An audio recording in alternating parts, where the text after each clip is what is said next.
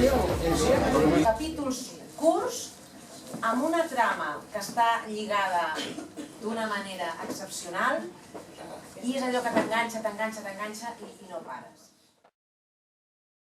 Està tenint una molt bona acollida. Y lo cierto es que las críticas ahora son absolutamente favorables a esta novela. La novela es una novela en la que hemos confiado mucho los dos, es una novela muy macerada, luego os explicaremos un poquito cómo ha ido el desarrollo. Y las críticas que van llegando son más que positivas, esa es la realidad.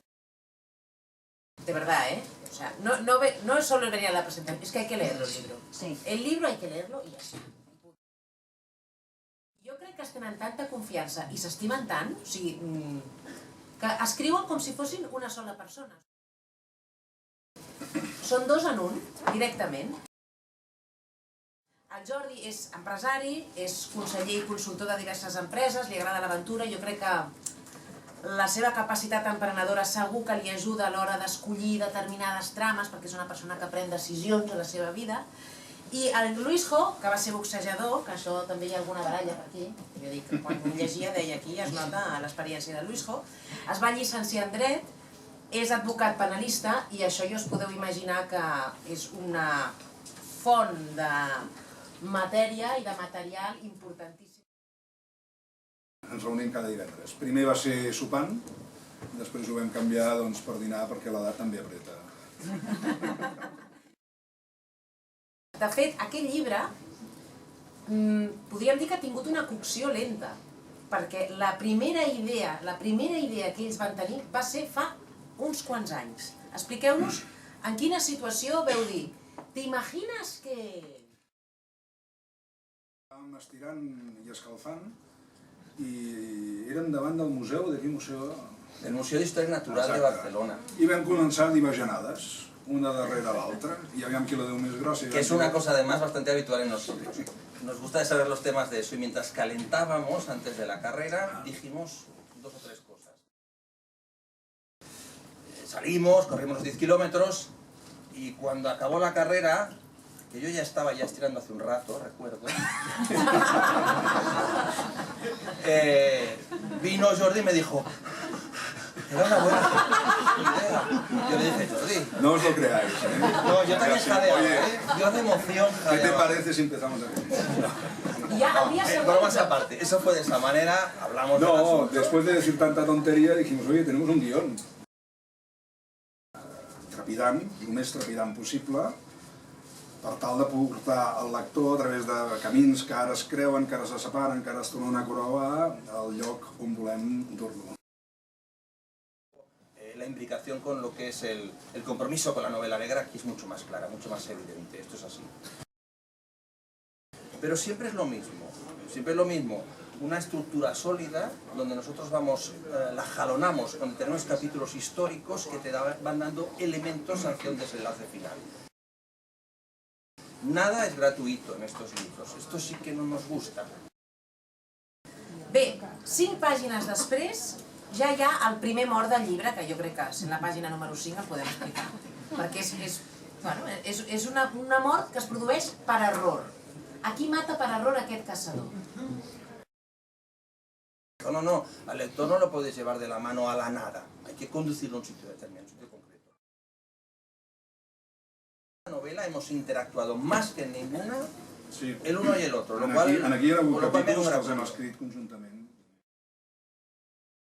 Tot i ser un llibre complex d'escriure, no és complex de llegir, al contrari. Són, com deia ell, molt meticulosos amb la documentació, molt, i expliqueu coses molt curioses. Per exemple, què es fa en un prostíbul, jo això no ho sabia tampoc, els dies que juga al Barça. Yo no soy del Barça, o sea que no... Que lo diga. Quan la van enderrocar va sortir una sèrie d'anècdotes i una d'elles era que quan jugava al Barça allò s'omplia de socis del Barça que en lloc d'anar al futbol se n'anaven allà amb la mà i allò els hi donava 2-3 hores, partit de futbol doncs dura 1 hora i mitja, entre la cervesa dels amics, etc. Al final totalitzaven 2 o 3 hores, però l'encarregat de la casita blanca doncs s'ocupava de fer una crònica del partit i passar-la per sota les portes, perquè la gent no podia tornar a casa i que la dona li preguntés: escolta, que no has expulsat el Neymar? Ah, sí? No, tenia que saber-ho. I aleshores doncs, llegien la crònica i tornaven a casa com si haguessin estat al camp. Tu t'ho vas imaginant? Això queda gravat aquí, totalment. Però gaudeixes molt, molt, molt com a lector. O sigui que moltíssimes felicitats. Des de Granada, un missatge enviat des de Granada, d'acord? No sé si podem abaixar les llums. Perfecte. Marta! Marta! Ei! Granada és, però xulíssim, però maquíssim, maquíssim, maquíssim. De fet, només he vingut un moment a canviar-me les sabates i torno a marxar. Però t'he de dir una cosa. T'has acabat el llibre del Luisjo i el Jordi?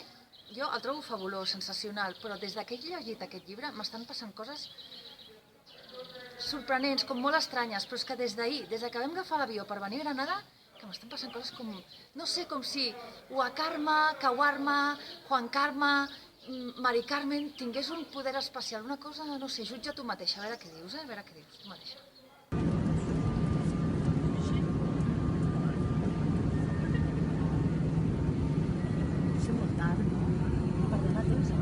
Mira, ho sento, no porto rellotge, però tinc l'última novel·la de Jordi Badia i el Luisjo Gómez, que és genial. Buenos días, Buenos ¿me pone un días. café con leche, por favor? Enseguida, señora. Y las tinieblas del día.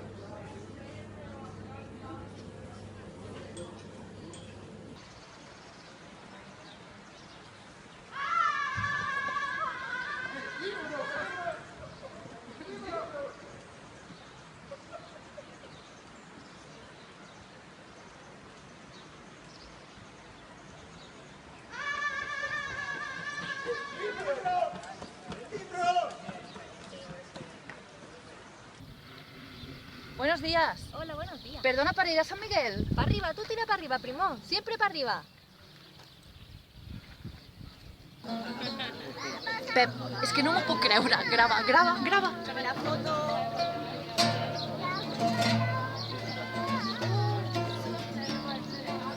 Què està passant? Què? Què dius? És una mica estrany tot plegat, no? Però mira, he pensat una cosa. Demà dimarts en parlem abans de la presentació i ja està. I parlem del guió i tot això, cap problema. Però si avui és dimarts. Com que avui és dimarts? Avui és dimarts? Kaila, espereu-me, per favor, espereu-me!